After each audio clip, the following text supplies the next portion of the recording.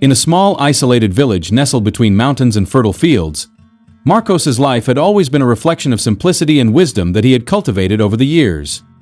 He never desired more than what the land gave him. His only wish was to live in peace with his family, his friends, and of course with Valente, his majestic black horse. Valente was not merely a beast of burden or a companion. He was a symbol of loyalty, strength, and something deeper that connected Marcos to nature and the life he had always wished to lead.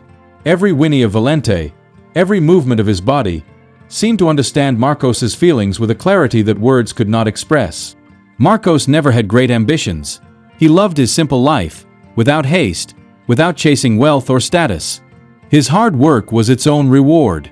When the day began to dawn, he and Valente were the first in the fields, plowing the land, planting seeds that would sprout in the coming season. Marcos's farm was not large, but it was always full of life, laughter, and the joy that emanated from his dedication to the earth.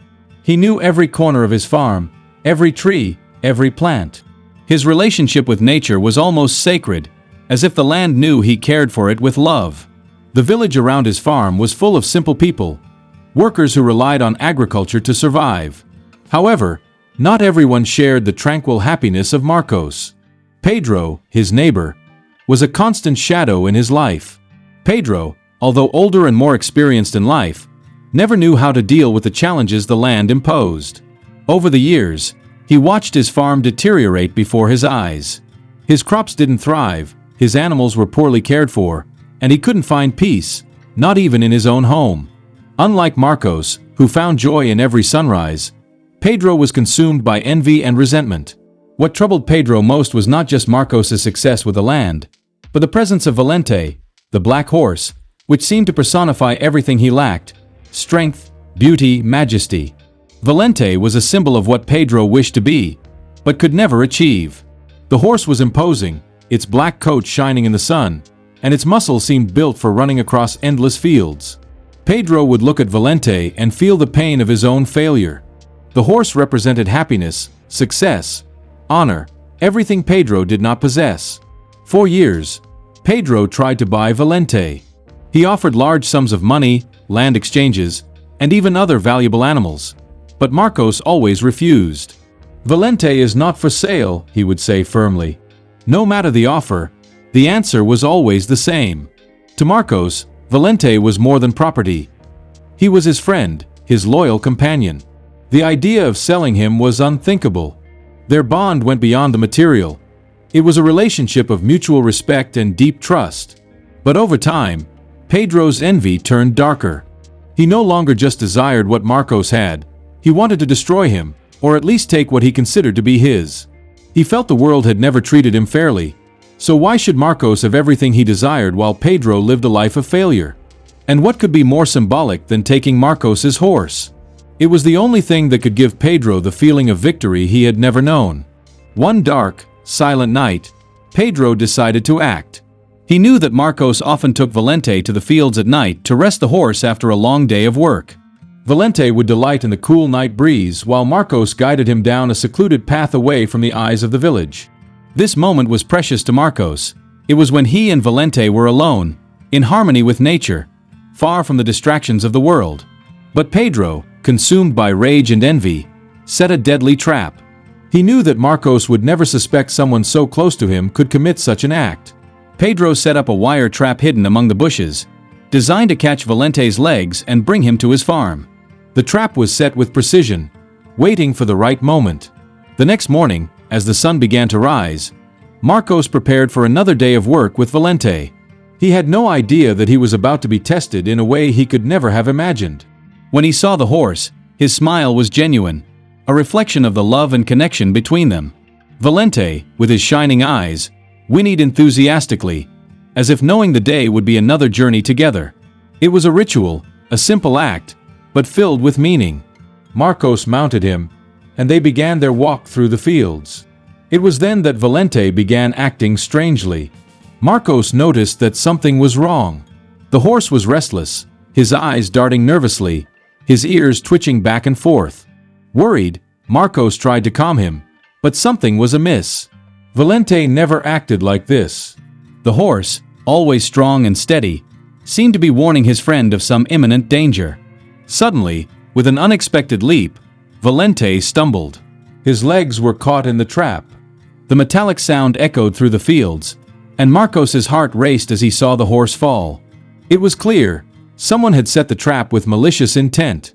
Desperate, Marcos tried to free Valente, but the task was not easy. The horse's injuries were severe, and the trap had closed tightly. Marcos felt helpless, alone, unsure of what to do. But despite the pain, Valente looked at him with eyes full of trust, as if saying, "I trust you." Their bond was stronger than ever. With a heart full of pain and anger, Marcos knew he could not let his friend suffer in vain. He had to act fast. Time seemed to stop as Marcos fought to free Valente. Every second felt like an eternity. The wind howled, and the trees around them swayed, as if urging him on to save his friend. Finally, when Marcos managed to free Valente, the horse was exhausted and injured but still alive. The sadness on Marcos's face was evident. He knew that Valente's loyalty could never be bought, but the suffering his friend endured tore him apart inside. In that moment, however, a silent determination took over Marcos. He could not let Pedro go unpunished. In the following days, Marcos dedicated himself to caring for Valente. He applied medicine to the wounds, tended to him with tenderness and patience. But the weight of the betrayal still lingered in his heart. He knew that Valente's pain could not be forgotten, and he could not allow Pedro's cruelty to go unaddressed. After many days of care, Marcos decided he would confront Pedro and demand justice. Before going to his neighbor's house, he sought out the village mayor, Domingos, a man respected by all. When Marcos explained what had happened, Domingos was shocked. He knew Pedro was not a man of good intentions, but he never imagined he was capable of such cruelty. Domingos immediately offered to investigate the situation. Together, Marcos and the mayor went to the place where Valente had been injured. When they arrived, Domingos examined the marks left by the trap and the severity of Valente's wounds. "This was a deliberate act," said Domingos firmly. "Pedro will have to pay for this." With the clear evidence and the mayor's backing, Marcos went to Pedro's house. He did not go in anger, but with a calm resolve, determined to demand justice. When Pedro denied the accusations, Marcos presented the irrefutable evidence.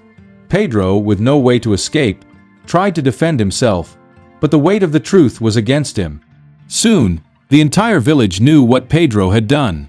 Indignation spread throughout the community, and they united in the decision that Pedro could no longer live among them. The man who had tried to destroy the bond of friendship and trust between Marcos and Valente was expelled from the village. His farm was taken by the authorities and redistributed among the villagers who truly knew how to work the land with dignity and respect. Marcos, for his part, returned to his farm with Valente by his side, stronger than ever. He knew he had faced great adversity, but the love and loyalty between him and his horse had never been more evident. The community knew that in the end, good would always triumph over evil and that true friendship could never be destroyed. Marcos and Valente continued their journey, more united than ever, living a simple life but filled with love, respect, and above all, peace. After Pedro's expulsion, life on Marcos's farm and in the village returned to a rhythm of peace and tranquility. Valente, although still marked by the wounds of betrayal, was recovering well. The bond between the man and the horse grew stronger every day. They continued their daily routines, but now there was a renewed sense of security in the air. The village, once marked by distrust and tension, seemed now more united, with each member more aware that in times of difficulty, solidarity and mutual support were key. Marcos, however, still felt the impact of Pedro's betrayal reverberating in his soul. It wasn't just the pain of Valente's wounds that consumed him, but the weight of knowing that a man so close to him could have given in to such wickedness. He wondered what could have led Pedro to act in such a way, and whether there could ever be forgiveness or if the evil had already taken root in the heart of his former neighbor. These questions lingered in his mind, but Marcos knew it was time to focus on the present. His farm needed his attention, and Valente, with his majestic stature, was beginning to show signs of full recovery. But not everyone shared Marcos's sense of serenity. Some villagers began to question Pedro's behavior. If he was capable of such cruelty, what more might he do? Rumors began to spread about Pedro's past, of a man who had always seemed dissatisfied with life, someone who never accepted what Providence gave him. Though unconfirmed, these rumors began to gain strength among the villagers. For Marcos, however, this mattered little compared to what he could do now to ensure peace reigned in his life and his community. Then one afternoon, while Marcos was in the fields, the tranquility of the village was once again disturbed. A messenger arrived with concerning news. Pedro, now exiled, had been found in a neighboring village, apparently struggling financially and living in poor conditions. He was desperate, without work or money, and seemed to be sinking into a spiral of despair. The messenger brought with him a request for help. Pedro had sent a letter asking for forgiveness, pleading for a second chance. Upon hearing the words of the messenger, Marcos felt a mix of emotions. Part of him wanted to ignore the request, to continue his life without involving himself with someone who had betrayed him so cruelly. But another part of his heart, more compassionate, remembered the words of Christ, "Forgive, and you will be forgiven." Marcos knew that, as a Christian, he should reflect the forgiveness that God had shown him, and that included even his greatest enemies. The decision was not easy. 4 days, Marcos pondered Pedro's request, praying for guidance. In his prayers, he asked for strength to deal with the pain and betrayal he still felt, but also to be a reflection of God's divine forgiveness.